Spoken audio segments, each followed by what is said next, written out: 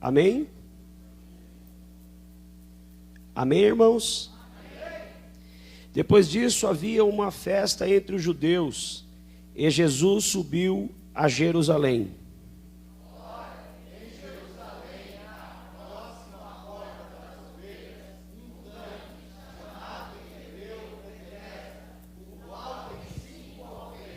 E neste jazia grande multidão de enfermos, cegos, coxos e paralíticos, esperando o movimento das águas.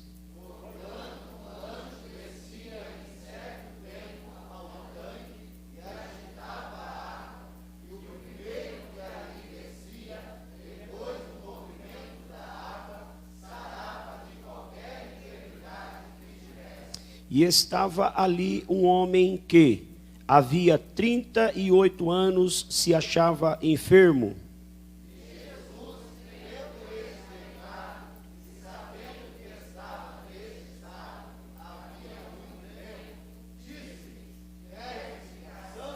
O enfermo respondeu-lhe: Senhor, não tenho homem algum que, quando a água é agitada, me coloque no tanque, mas enquanto eu vou, desce outro antes de mim.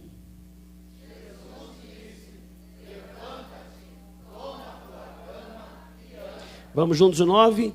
Logo aquele homem ficou são, e tomou a sua cama e partiu. E aquele dia era sábado. Amém, irmãos?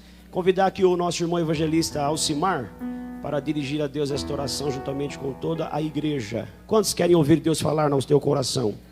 Então já conecta teu coração no trono. Já conecta teu coração lá, já liga a fiação, porque é de lá que vem a palavra para o teu coração.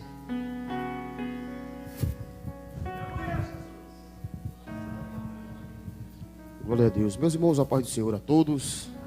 Oremos. Amadíssimo Deus, Pai eterno, todo-poderoso, mais uma vez, Senhor, estamos na Tua presença, meu Deus, reunidos, Senhor, para Te adorar, Senhor, aleluia, para prestar a Ti o nosso culto, Senhor, nessa noite, e aprender, Senhor, a Tua santa e bendita palavra. Meu Deus, Te agradecemos pelos louvores, Senhor, a qual o Teu Espírito Santo já tem falado ao nosso coração, Pai. Meu Deus, todo-poderoso, aleluia, glória a Deus, e pela Tua palavra, Senhor, que vai ser ministrada, Senhor, porque eu sei, Pai, que Teu Espírito, Senhor, aleluia, vai falar ao coração da Tua igreja, Senhor, nessa hora, Pai. Senhor, nos ajuda, Senhor, abre nosso entendimento, Senhor, nessa hora, Pai, e nos ajuda, Pai, a receber, Pai, e entender a Tua santa e bendita palavra. Meu Deus, em nome de Jesus é o que nós Te pedimos nessa noite, em nome de Jesus. Amém. Pode ser, pastor? Glória a Deus. Já peço aos irmãos aí perdão pela minha voz está bastante limitada. Peço que os irmãos vão orando aí para que o Senhor me dê graça para poder ministrar a sua palavra. Nesta noite nós queremos compartilhar com os irmãos, e o tema para esta reflexão é jogando a muleta fora. Jogando a muleta fora. Este é o tema da nossa reflexão aqui nesta noite. Primeiro vamos dar aqui uma definição do que é muleta. Claro que quase que é desnecessário fazer essa explicação, porque eu acredito que todos aqui sabem. Mas apenas uma definição aqui no sentido literal. No sentido literal, muleta é um instrumento que se apoia às pessoas que têm dificuldade para andar. Simples assim. Mas nessa noite eu não quero falar no sentido literal, eu quero falar da muleta no sentido figurado. E qual é o sentido figurado da muleta? É daquela pessoa que se apoia em algo e se utiliza daquilo como uma desculpa, se utiliza daquilo como um subterfúgio para não encarar a realidade, para não fazer a sua parte, e muitas vezes acaba até mesmo prejudicando outras pessoas, acaba trazendo sobre outras pessoas um sobrepeso, uma carga a mais, exatamente porque ela se torna essa pessoa que no nosso linguajar popular aí é o famoso folgado, né? Ou então mala sem alça. É aquelas pessoas que muitas vezes acabam se apoiando em outras pessoas. Então, aqui eu quero trabalhar exatamente nesse sentido figurado aí da muleta, jogando a muleta fora. Existem alguns problemas da nossa vida que, bem da verdade, nós até acabamos nos acostumando com ele. De tal forma que parece que aquilo faz parte da nossa vida. Parece que jamais a gente vai se desvencilhar daquilo. Parece que a gente vai morrer com aquele determinado problema. E às vezes isso nada mais é do que um sobrepeso. O que é um sobrepeso? É uma carga a mais. É um peso além daquele que você deveria estar de fato carregando. Então nós vamos trabalhar um pouquinho também sobre essa questão aqui do sobrepeso, a sobrecarga, e daquelas pessoas que já se acostumou com um determinado problema, que ela já nem se vê mais sem aquele problema. Ela já até tomou posse. O meu problema, a minha enfermidade, o meu não sei o que. Então, já tomou posse de uma certa forma que ela já não consegue mais se ver sem aquilo. Apenas para ilustrar aqui o que eu estou tentando falar, e talvez não tão bem compreendido pelos irmãos, eu tenho uma pessoa da minha família, não vou falar o nome para poupar aqui a integridade dele, mas que em determinado momento ele estava encostado no INSS, estava afastado por auxílio-doença. E aí eu me lembro que nós estávamos em um culto, um domingo à noite, e naquele culto o pastor que estava pregando estava tão assim animado, estava tão assim entusiasmado. E essa pessoa, ela tem um problema crônico de coluna, tem um problema seríssimo de coluna, e fato é que por isso ele estava encostado pelo INSS. E os irmãos sabem que em determinadas situações, não são todos, mas em determinadas situações, quando a pessoa ela se afasta pelo auxílio-doença, às vezes ela acaba recebendo até mais do que quando ela está efetivamente trabalhando.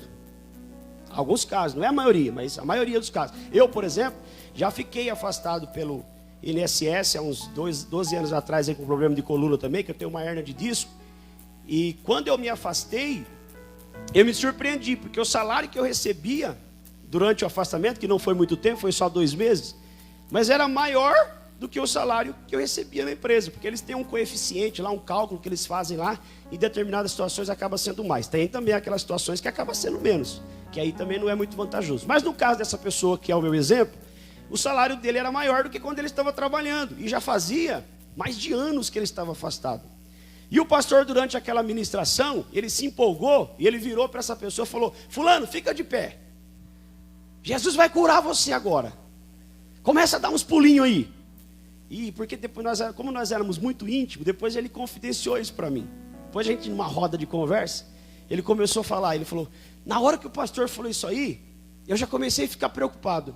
E sabe qual era a preocupação dele? Era o salário que ia ser cortado. Ele não estava preocupado em ser curado, ele não queria ser curado. E depois a própria esposa, engraçado isso, que a própria esposa também, nessa nossa roda de conversa, falou que a preocupação dela foi a mesma. Bateu, sabe? Mas se ele for curado, ele vai ser dispensado. Ele vai ter que voltar a trabalhar. E se ele voltar a trabalhar para ganhar aquele salarinho lá, a gente vai começar a passar apertado. Então é basicamente em cima disso que eu quero construir aqui essa reflexão para nós, que existem muitas pessoas que já estão tão acostumadas com determinadas coisas, que elas não estão prontas para viver uma outra realidade, ou uma nova realidade. Mas eu quero acreditar que Deus trouxe-nos aqui nesta noite, porque Ele tem coisas novas para fazer na nossa vida, para fazer na sua família, e quem sabe você que está me acompanhando também, aí pelo Facebook, Deus tem coisas novas para fazer na sua vida, em nome do Senhor Jesus. Amém, meus irmãos? Então Deus colocou essa palavra no meu coração, e nós precisamos eliminar esse sobrepeso, nós precisamos eliminar essa sobrecarga, porque a vida já não é fácil sem o sobrepeso. Vivendo a vida comum, normal, nós já temos problemas demais, e nós acrescentarmos ainda sobrepeso, que aqui pode representar culpa, problema dos outros, né? Quantas pessoas que estão aí sofrendo, não pelos seus próprios problemas, mas pelo problema dos outros. Isso é muito comum às vezes na vida dos pais. Existem muitos pais sofrendo, comendo aí o pão, né, que foi amassado por causa dos filhos. Cada filho que vai lá e faz coisas sem pensar, toma decisões, aí o pai acaba, né? Então, nós precisamos eliminar esse sobrepeso. Tem muita gente com a vida estragada, estragando a vida dos outros. E a gente tem que aprender aqui, através da palavra de Deus. Outra coisa também que aqui também está atrelado nessa questão do sobrepeso, dessa carga a mais, pessoas que se vitimizam, né? Pessoas que são vítimas, tudo ela é vítima, tudo é contra ela, tudo está conspirando contra ela. E a gente vai trabalhar isso aqui dentro do contexto desta palavra, tá bom? Então vamos lá. Primeira coisa, quando nós olhamos aqui, nós vamos ver que o texto começa dizendo que havia uma festa em Jerusalém. Fato é que a Bíblia não vai aqui nos dizer qual festa era essa.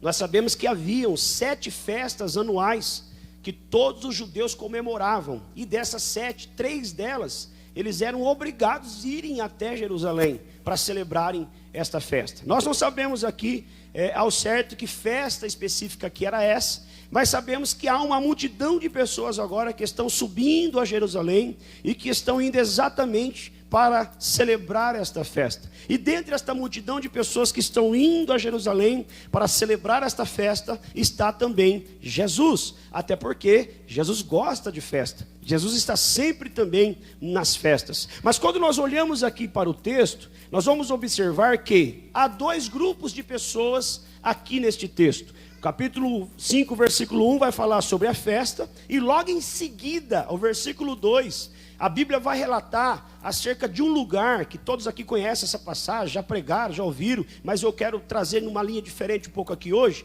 Aqui nós vamos observar que havia em Jerusalém um lugar junto à porta das ovelhas. Todos nós sabemos que em Jerusalém existia 12 portas para acessar Jerusalém. E ali havia essa porta chamada Porta das Ovelhas. E essa Porta das Ovelhas era exatamente o lugar onde passava ali as ovelhas para o sacrifício. E aí nesta Porta das Ovelhas acabou se tornando uma grande enfermaria. Por quê? Porque ali haviam alguns tanques, quais as pessoas também se usavam para poder se limpar, se lavar da viagem, para poder adiantar o tempo. E também havia criado-se uma crença que naquele lugar especificamente descia em certo tempo um anjo. E esse anjo, quando agitava esta água, o primeiro que caía na água, ele era curado da sua enfermidade. Com isso, o que acabou acontecendo? Acabou que aquele lugar virou um lugar onde havia muitas pessoas enfermas. O texto é muito categórico em dizer que havia ali todo tipo de enfermos, coxos, paralíticos, cegos. Havia ali diversos tipos de enfermidade e em número até significativo, muitas pessoas. Certamente as pessoas que vinham para estas festas, porque todos nós sabemos que determinada enfermidade, a pessoa não poderia adiantar o tempo, como é o caso aqui do coxo, o paralítico, ele não podia entrar no tempo. Então certamente as pessoas vinham com os seus doentes, com os seus familiares enfermos e os deixava ali, na expectativa de que enquanto eles estivessem lá celebrando a festa, quem sabe na volta ao passar ali e pegá-los para levar para casa, eles haviam sido curados. O fato é que a Bíblia vai então aqui nos dar a entender que havia 2 grupos de pessoas. Quais são esses 2 grupos de pessoas, pastor? Primeiro grupo é os que estão indo a Jerusalém celebrar, os que estão indo a Jerusalém festejar, os que estão indo a Jerusalém comemorar, certamente uma vitória, certamente uma realização. E o segundo grupo é aqueles que não estão tão felizes assim. O segundo grupo é aqueles que estão às portas de Jerusalém, mas que não têm talvez muitos motivos para comemorar, que não tem talvez testemunhos para contar, que não tem vitórias para celebrar. E aqui eu me lembro, irmãos, do Salmo 42. Se você abrir a sua Bíblia aí, no Salmo 42, que a Bíblia vai falar no versículo 4 do Salmo de número 42, a Bíblia diz assim, ó: quando me lembro disto, dentro de mim derrama a minha alma, pois eu havia ido com a multidão, fui com eles à casa de Deus, com voz de alegria e louvor, com a multidão que festejava. Ou seja, o salmista aqui está deixando muito claro para nós que ele estava indo com a multidão ao templo, uma multidão que festejava, uma multidão que celebrava. Entretanto, ele já não estava tão feliz assim. Entretanto, ele não tinha, talvez nesse momento, nesse estágio da vida do salmista, muita coisa que celebrar. Eu não sei qual é o problema que ele está vivendo aqui, eu não sei qual é o embate que ele está enfrentando, mas nós vamos perceber ao longo do salmo que ele está vivendo aqui uma grande crise, uma crise aguda contra ele mesmo, uma crise existencial. E ele vai dizer no versículo 4: eu estou indo com eles, eles estão celebrando, eles estão cantando, eles estão agradecendo, mas eu não tenho talvez muitos motivos para isso. Só que ele vai dizer assim, no versículo de número 5: por que estáis abatida, ó minha alma? Espera em Deus. Por que te perturbas dentro de mim? Espera em Deus, pois ainda o louvarei na sua presença. Louvado seja o nome do Senhor. E aí, irmãos, o que ele está nutrindo aqui? Ele está nutrindo uma expectativa de quem sai talvez com tristeza, de quem sai talvez cabisbaixo, de quem sai talvez sem motivos para comemorar, mas de quem tem a convicção de que esta situação vai ser mudada, que essa situação vai ser transformada. Ou seja, ele está dizendo para ele mesmo: eu saí assim, mas não vou voltar assim. Porque no versículo 8 ele vai dizer: contudo, o Senhor mandará de dia a sua misericórdia, e quando chegar a noite, eu vou ter um louvor para adorar e glorificar o nome do Senhor. Sabe o que eu quero dizer com esta palavra aqui? Que ali havia pessoas que não estavam com muitos motivos, mas ao Jesus passar por ali, Jesus ia mudar esta realidade, Jesus ia mudar este quadro. E quem sabe você veio para este culto de ensino, só Deus sabe como está teu coração, só Deus sabe como está a sua luta, mas você não vai sair daqui do jeito que você chegou, porque a palavra de Deus está sendo ministrada ao teu coração.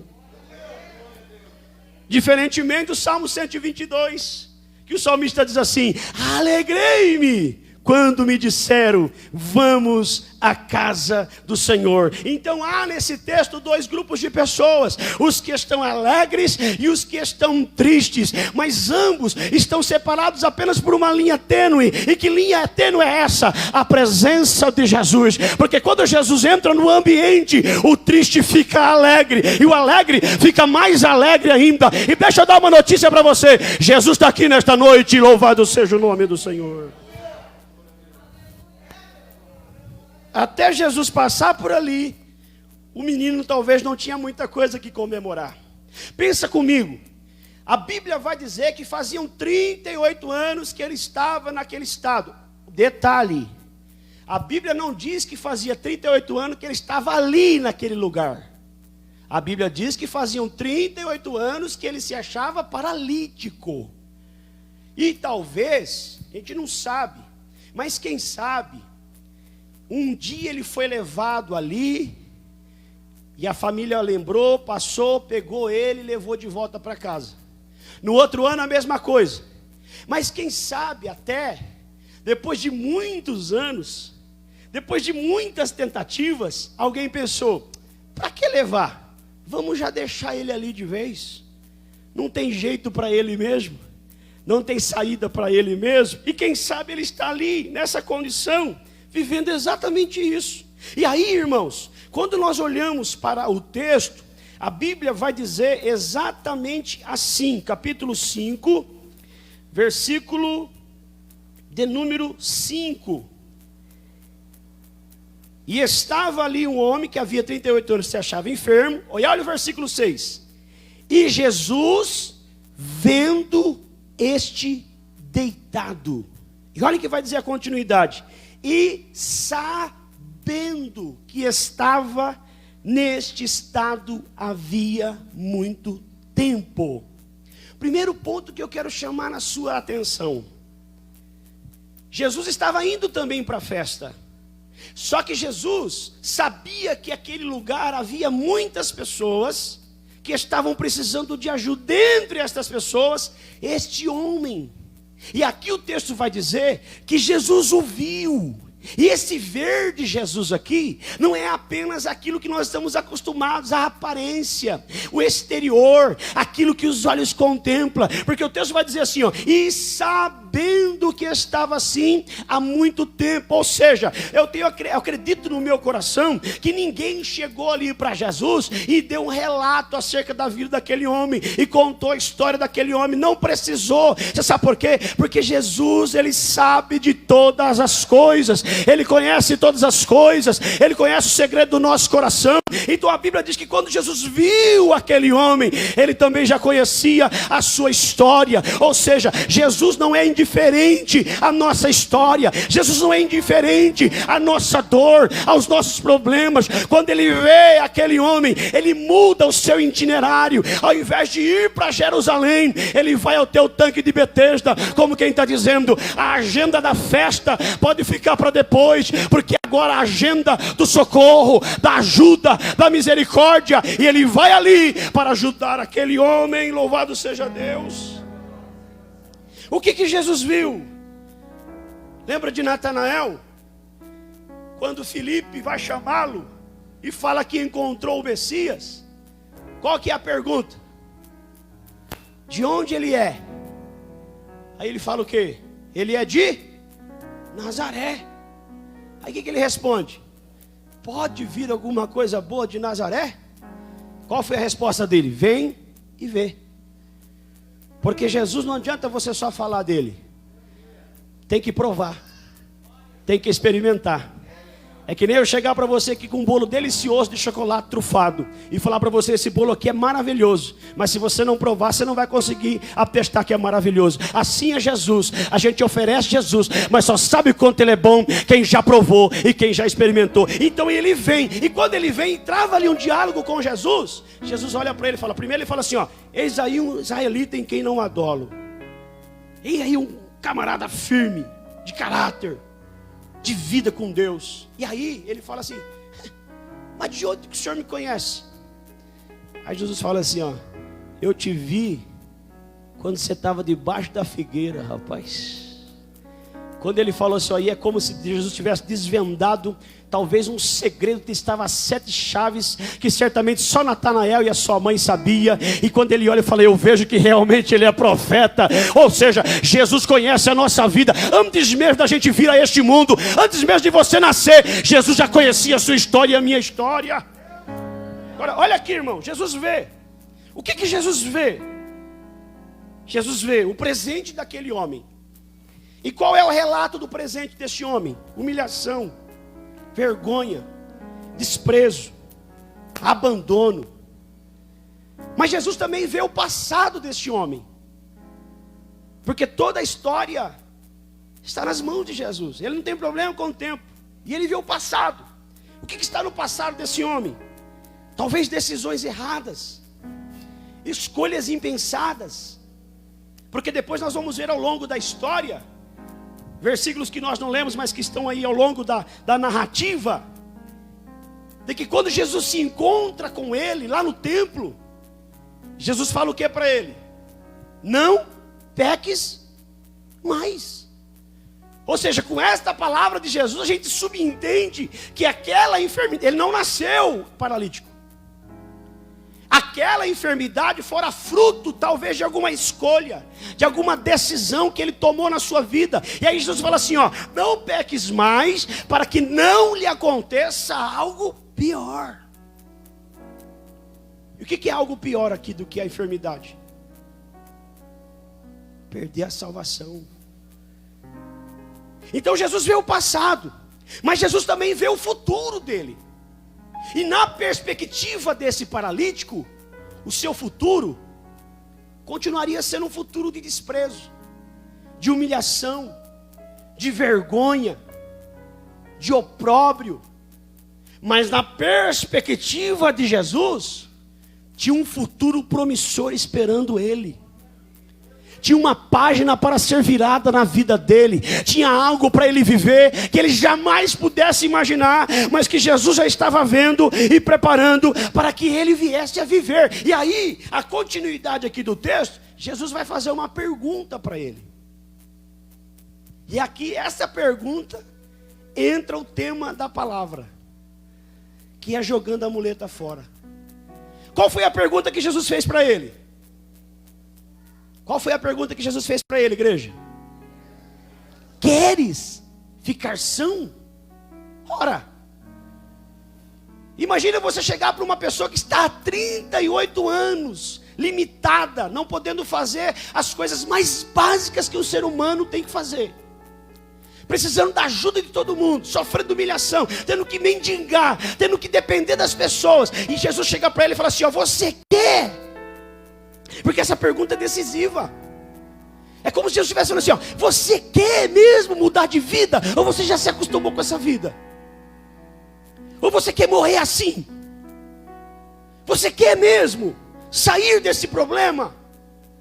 Porque é o seguinte, irmãos, Deus faz baseado naquilo que estamos dispostos a mudar. Deus trabalha, é mais ou menos assim: você dá um passo e Deus dá 2 passos para você. Deus não vai pegar na tua mão e vai mudar a sua história sem que você queira, sem que você tome atitude, sem que você se posicione. Não vai. E é isso que tem muita gente esperando. Não passe de mágica assim Deus mudar isso. Não. Deus, ele interage com o homem. E olha a pergunta: você quer? Aqueles que já se acostumou com a muleta, aqueles que já se acostumou a reclamar: ó vida, ó céus. Sabe o personagem lá do desenho? Ó vida, ó céus, só sabe reclamar. E tem muitos que já se acostumou a ser o coitadinho da história. Ele já se faz de vítima mesmo, é o coitadinho mesmo, que é para as pessoas ter dó dele. Imagina a conversa desse homem, 38 anos. Eu estou aqui, tadinho de mim. Ninguém liga para mim. Todos me deixaram, e certamente deixaram mesmo. Certamente esse homem sofreu um abandono da família, um abandono dos amigos.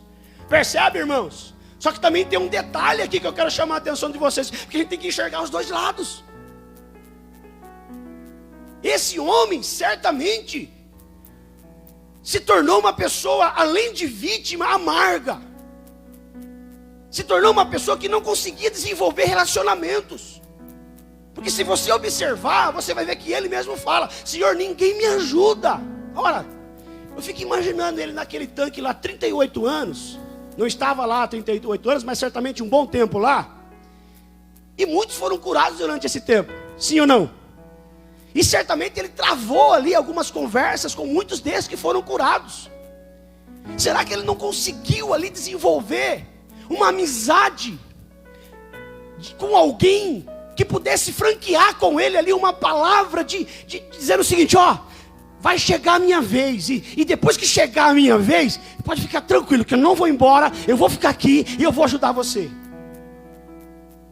Ele não conseguiu, diferentemente do paralítico do capítulo 2 lá de Marcos, que tinha 4 amigos que levaram ele, se esforçaram, deram tudo de si para ser curado. Esse aqui não conseguiu desenvolver relacionamento com ninguém.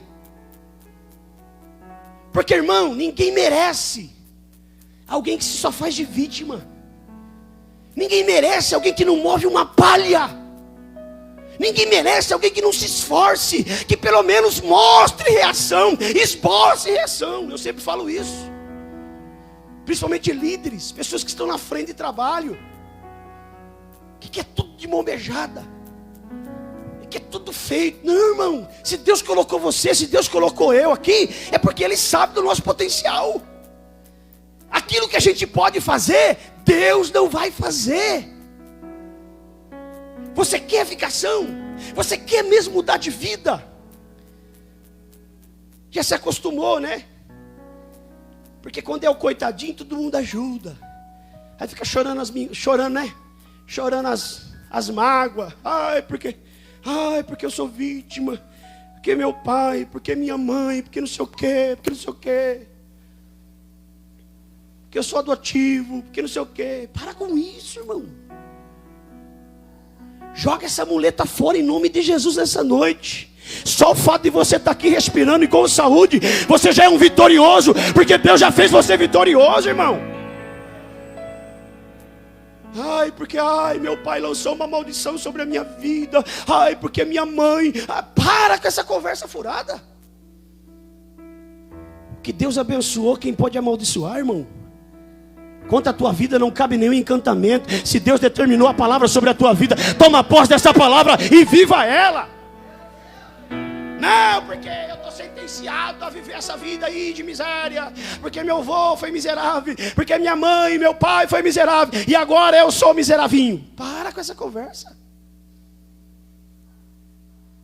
A minha vida. Meu avô era um manguaceiro. Meu pai piorou. Aconteceu na minha vida igual na vida de Jabes. Olha lá a genealogia lá de Jabes. E vem falando fulano e fulano e fulano nasceu. E fulano gerou Belcrano. E Belcrano gerou fulano. E quando chegou em Jabes, e Jabes orou ao Senhor. E Deus mudou a sua história. Acabou. Sem estar sendo igual, mas na minha vez vai ser diferente. Sobre a minha vida, o que determina é a palavra de Deus. E pronto. Ponto final. Só que Jesus chega e fala assim, ó, você quer? Porque se você não quiser também, eu estou indo. Eu mudei a minha agenda para vir aqui te socorrer. Eu deixei de ir para a festa para vir aqui, por causa de você. Eu te vi. E aí entra aqui, irmão. Qual que é a resposta? Primeiro, eu não posso. Por que eu não posso? Primeiro, não tem ninguém. Todos me abandonou. E certamente isso era verdade. Ele não estava mentindo. Quantos de nós que não sofremos essa questão do desprezo, do abandono? Às vezes de pessoas que você mais ama.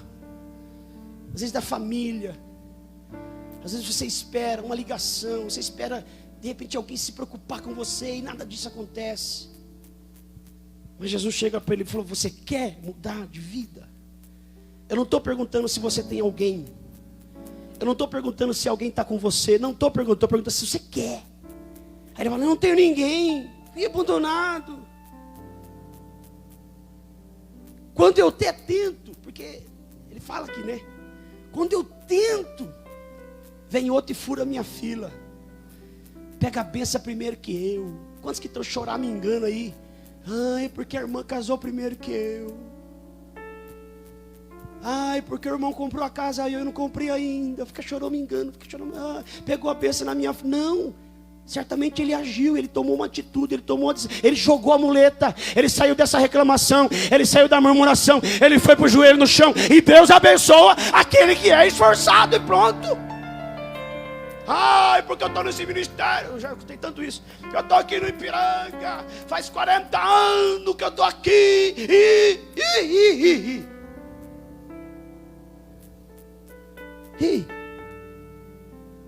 você quer mudar? Vamos ver aqui. Com este relato, esse homem mostra uma coisa. Porque assim, irmãos, na nossa primeira interpretação aqui do texto, nós enxergamos aqui uma enfermidade física. Nós enxergamos aqui uma limitação física. Mas esse homem tem mais do que limitação física. Esse homem, ele está enfermo da alma. Ele está enfermo do coração. Esse homem, ele está cheio de complexos de inferioridade. Esse homem, ele está cheio de traumas dentro do seu coração. E talvez o que é mais difícil vencer aqui não é a enfermidade física, mas são os traumas que está dentro dele. É a paralisia que está dentro dele, de sonhos, de uma vida diferente. Tem um monte de gente assim, que se tornou um museu ambulante, que só vive de memórias de passado, que só vive de glórias do passado. Porque Deus fez, porque eu vivi, beleza, maravilha, mas e hoje? O profeta Malaquias diz que Deus não muda, Ele é o mesmo. Se Ele fez, Ele continua fazendo, Ele quer fazer na sua vida e na minha vida, em nome do Senhor Jesus. Olha aqui, irmãos. Então Ele demonstra para nós que tudo esse histórico de vida gerou nele marcas, gerou nele feridas internas que paralisou ele, que fez com que ele agarrasse naquela muleta. Ele não usava muleta, tá? Que é só uma figura de linguagem. Mas agarrasse naquela muleta e falasse, fica aqui muleta comigo. Ontem eu preguei lá, ontem não, segunda-feira, ontem. Preguei lá na ponta da praia, lá sobre o Bartimeu. E eu falei que quando Jesus mandou chamar Bartimeu, o que o Bartimeu fez? Quando Jesus mandou chamar, que ele se levantou, o que ele fez? Lançou de si a sua capa, Como quem está dizendo, Jesus mandou me chamar. A partir de agora eu não preciso mais desse negócio. Jogou fora. Isso aqui faz parte do meu passado. Porque vocês todos conhecem a história, sabem que culturalmente falando, aquela capa é que lhe dava legitimidade para que ele pudesse mendigar. Diante do governo, o que dava autorização para Bartimeu ficar na beira do caminho mendigando era aquela capa. Jogando a capa fora, ele está dizendo assim, estou jogando o salário do governo fora, estou jogando o salário do INSS fora, eu não vou precisar mais. A partir de hoje, eu vou trabalhar e vou ganhar o meu dinheiro. Quanta gente que está vivendo aí na muleta do pai, na muleta da mãe. Aqui. E para vencer esses traumas, para vencer esses golpes, eu vou dar 4 passos aqui para a cura. Primeiro passo: admitir que foi ferido. Sem admitir que foi ferido, você não vai conseguir superar. Segundo, identificar a ferida. Aonde dói? Porque tem gente que não quer mexer no assunto. Tem gente que não quer falar sobre. Não, deixa esse negócio, deixa quietinho isso aí. Lembra da sunamita? Quando Eliseu chegou para ela através do jovem, do moço dele, e falou assim, no tempo da vida você vai dar à luz um filho. O que ela falou? Não, meu senhor, não mintas para mim. Eu acredito que o sonho daquela mulher sempre foi ser mãe. Mas chegou o momento da sua vida que ela viu que não ia ter como, e ela engavetou aquilo. Ela guardou aquilo a 7 chaves. Como quem está dizendo, eu vou me conformar com essa situação, não mexo mais no assunto, ninguém mais mexe sobre isso, deixa engavetado aqui, deixa guardado esse negócio. Mas aí Deus usa o profeta para dizer, Deus está tirando esse negócio da gaveta, e Deus está trazendo esse negócio à luz, e Ele vai fazer na sua vida. E aí ela fica com medo, irmão, ela fica com medo. Porque quando você apanhou demais, quando você sofre demais, você fica com medo de mexer no negócio, para não doer de novo. Porque você lembra da dor, você lembra quando aquilo incomoda. Mas nessa noite o Espírito Santo trouxe você para este culto para mexer.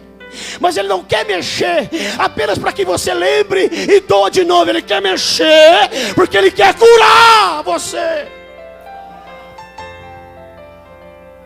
Então, identificar a ferida. Terceiro, perdoar quem te feriu. Porque o perdão é que liberta. A mágoa adoece, mas o perdão liberta.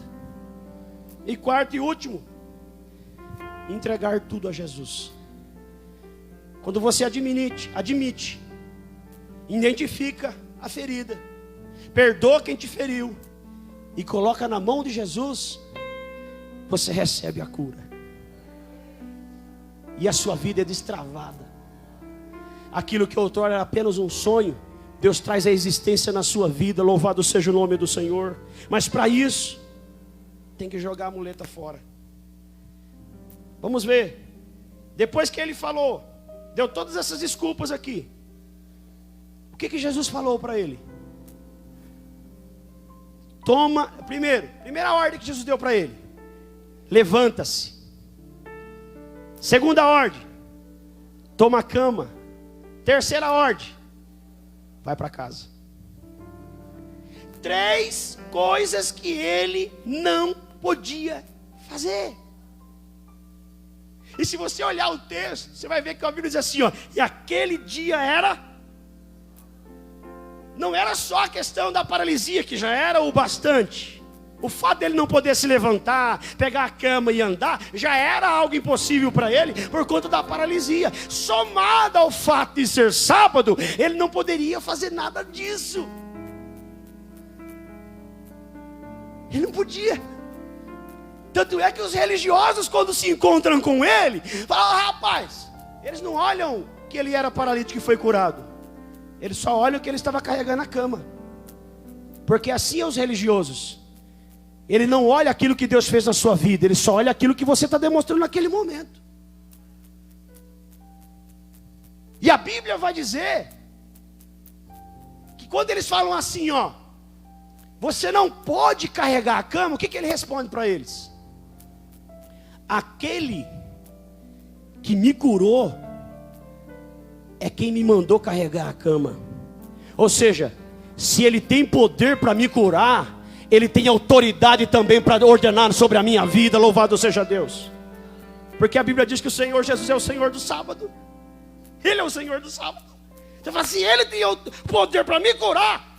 Ele tem autoridade para falar para mim o que eu devo fazer, eu não devo. Só que antes, né, já adiantei aqui, mas antes, Jesus deu a ordem: levanta-te. Esse levantar aqui é mudança de posição. Como que ele estava? Deitado. Né, o que diz o texto?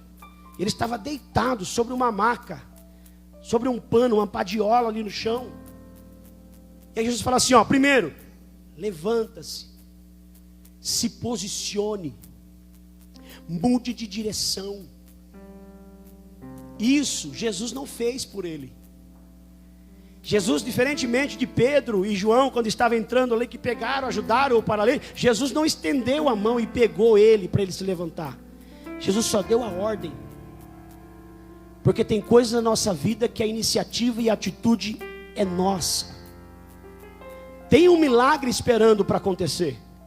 E milagre quem faz é só Deus. Eu não faço milagre, você não faz milagre. Tem um milagre para ser ativado aqui, mas o botão que ativa o milagre é a atitude nossa diante da ordem de Deus. Eu acredito que foi simultâneo, foi na mesma hora. Porque 38 anos, vem comigo, ele já andou, claro, ele sabe o que é andar. Mas para quem aqui já sofreu um acidente pequeno, às vezes, e ficou aí 15, 20 ou até um mês, 2 meses sem andar, sabe que depois de um período desse, o que você tem que fazer, irmão? Fisioterapia.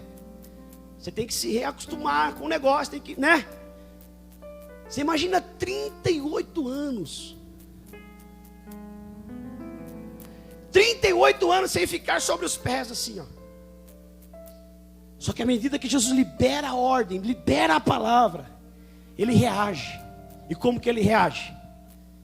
Tentando se levantar. Ele não questiona Jesus, ele fala, mas como? Que jeito? Por onde eu começo? Não, simplesmente ele reage à palavra. E quando ele reage à palavra, eu acredito que quando ele, de alguma forma ali, começou a tentar se levantar, ele começou a sentir seus artelhos, o tornozelo. Ele começou a sentir uma firmeza na perna que fazia 38 anos que ele não sentia. E quem sabe ele começou a firmar ali, meio com medo, mas começou a sentir essa firmeza. E daqui a pouco, sabe o que diz a Bíblia? Que ele estava de pé. Irmão, enquanto você não jogar essa muleta fora e obedecer a palavra de Deus na sua vida, você não vai viver milagre. E não adianta chorar, porque acontece na vida do outro e não acontece na minha, porque o outro está obedecendo, porque o outro está vivendo e você não está, não adianta. Deus, irmãos, ama todo mundo de igual maneira. Deus não faz acepção para amar, mas Deus faz diferença sim naquele que comporta segundo a sua palavra. Aquele que reage positivamente à sua palavra, Deus abençoa. E aí não tem como você querer reclamar. Não é parcialidade de Deus, não é balança enganosa de Deus. É que se eu obedeço e você não, Deus vai me abençoar. Se você obedece e eu não, Deus vai te abençoar. E eu vou ficar esperando. Olha só, tinha muitos outros lá enfermos, mas Jesus foi e curou só esse. Nesse relato aqui, Jesus curou só esse, porque logo depois Jesus já foi embora. E ele se levantou. Olha a segunda ordem de Jesus: pegue a cama. O que é a cama aqui? É o problema. Pegue a cama. Pegue esse problema na sua mão. Aquilo que te carrega, é você que vai carregar nessa noite. Aquilo que tira seu sono, é você que vai determinar sobre isso nesta noite, em nome do Senhor Jesus. Eu creio no poder da palavra que eu estou ministrando aqui nesta noite, irmão. E eu recebo de Deus autoridade para dizer: você não vai precisar mais ficar tomando Rivotril, não. Você não vai precisar ficar tomando mais esses remédios tarja preta, não. Sabe por quê? Porque Deus está falando contigo. Quer ser curado? Levanta-se nesta noite em nome de Jesus. E anda. Ou seja, faça o que até agora você não pôde fazer. E grave isso aqui, e aqui eu termino. Deus nunca vai te pedir algo que você não seja capaz de fazer. A cura acontece exatamente quando Ele faz a parte dele. Quando Ele faz a parte dele, Deus faz a parte dele. E nessa noite Deus espera você fazer a sua parte, para que Ele entre com um milagre na sua vida. Quem pode ficar em pé em nome de Jesus nesta hora?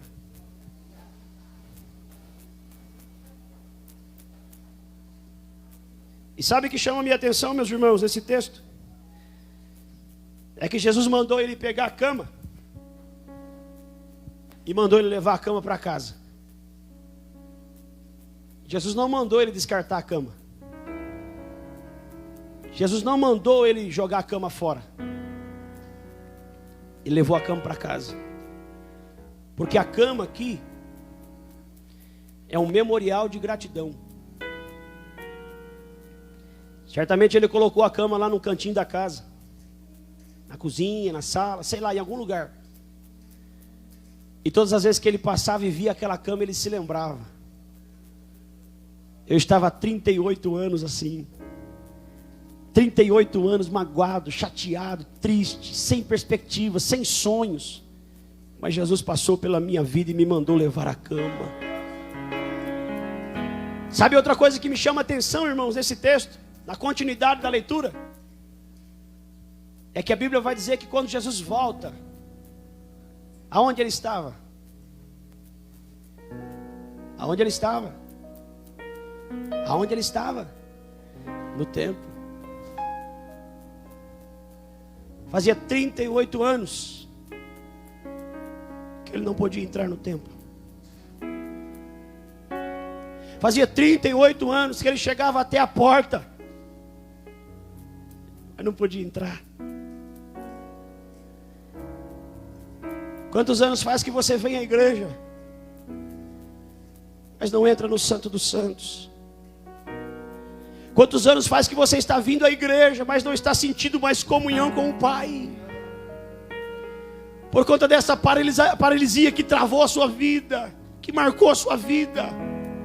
Quantos anos faz?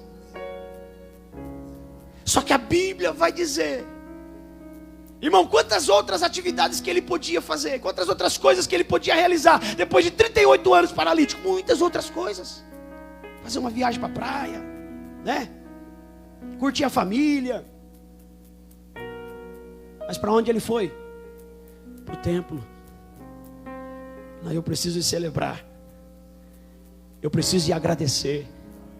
Eu preciso de glorificar ao Senhor, porque isso que aconteceu na minha vida foi milagre. Só o Senhor podia fazer isso na minha vida. Só que aí ele recebeu a palavra do Senhor: vai e não peques mais. Além da cura física, ele recebeu a cura também da alma. Ele recebeu a cura dos seus sentimentos. E eu creio que é isso que Deus está fazendo aqui nesta noite também. Feche os seus olhos aí neste momento, em nome do Senhor Jesus. Glória a Deus. Glória a Deus. Glória a Deus. Eu convido você a começar a orar aí no seu lugar. Eu não conheço a sua vida. Eu não sei qual é a muleta que você tem que jogar fora. Eu não sei qual é a desculpa que você tem que parar de dar. Mas uma coisa eu sei: Jesus está aqui nessa noite e Ele quer curar você. Aleluia. Ele quer curar você. Oh, aleluia. Ele quer que você saia daqui diferente. Ah, faz tempo que você vem com a multidão, você vem com aqueles que estão cantando, mas a sua alma está abatida. Mas nesta noite, Deus quer colocar um novo cântico no seu coração. Deus quer colocar um novo hino nos seus lábios, de gratidão a Deus, de celebração por aquilo que Ele está fazendo na sua vida. Vai cantar, irmão? Cante.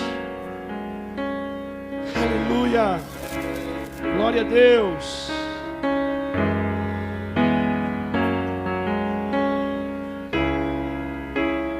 Não há lugar,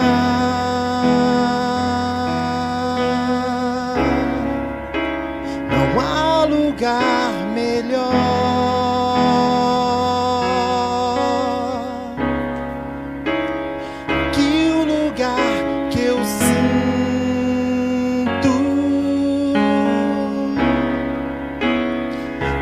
Senhor está.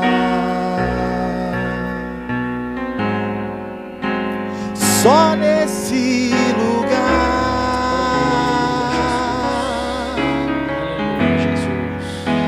o medo perde a vez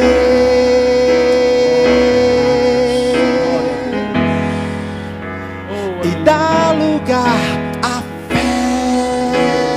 Renovando as nossas forças, renovando as Capaz de me levar a país que excede todo entendimento.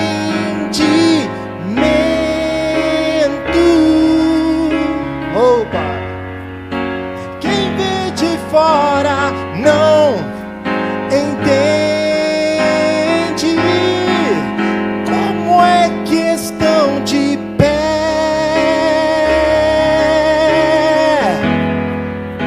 como eles conseguiram.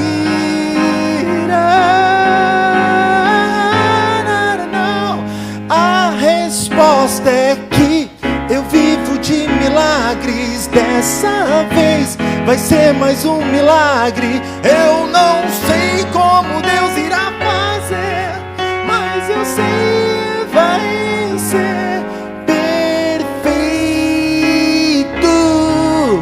como tudo que Ele faz.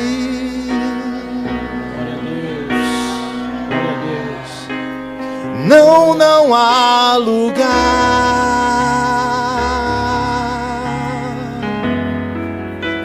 Não há lugar melhor que o lugar que eu sinto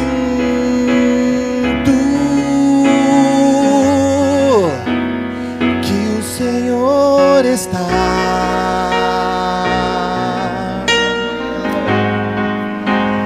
Só nesse lugar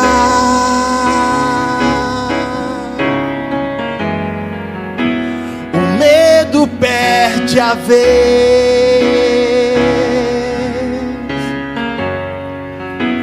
e dá lugar à fé,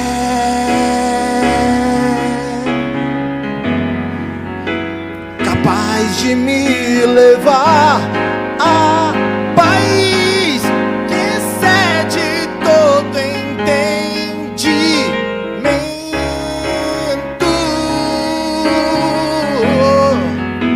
Quem vê de fora não entende como é que estão de pé. É o Senhor que nos sustenta. Como eles conseguiram.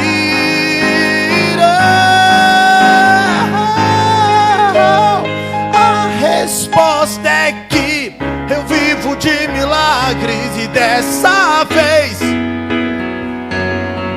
eu não sei como Deus irá fazer.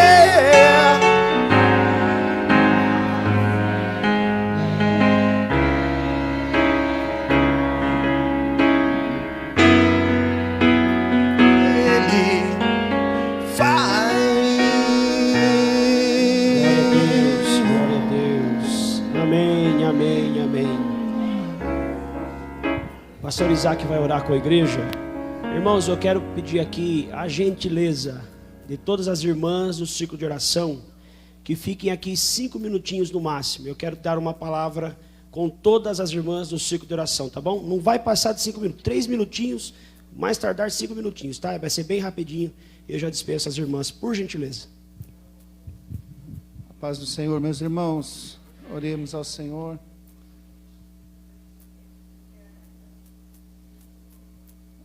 A irmã Cecília está pedindo oração, irmãos. Vamos orar também em favor dela. Estenda suas mãos para cá, meus amados irmãos, oremos ao Senhor. Senhor nosso Deus, e eterno e poderoso Pai, em nome de Jesus, aqui está, Senhor, a tua serva, nossa irmã Cecília. Pai eterno e poderoso, vindo diante do Senhor, clamando, Senhor, por oração da igreja. Pai eterno, em nome do Senhor, que o Senhor nesta noite venha visitar a tua serva, Que o Senhor nesta noite, Pai, venha curar as suas enfermidades. Que o Senhor nesta noite, Senhor, aleluia, venha trazer paz ao coração da tua filha em nome de Jesus.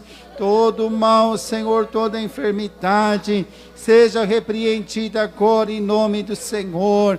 Que a graça do Senhor repouse sobre a vida da tua serva, Senhor, trazendo, Senhor, a cura, trazendo o milagre, trazendo a restauração, Senhor, que a tua serva tanto necessita. Pai maravilhoso, louvamos o teu nome pela palavra do Senhor, ora ministrada aos nossos corações.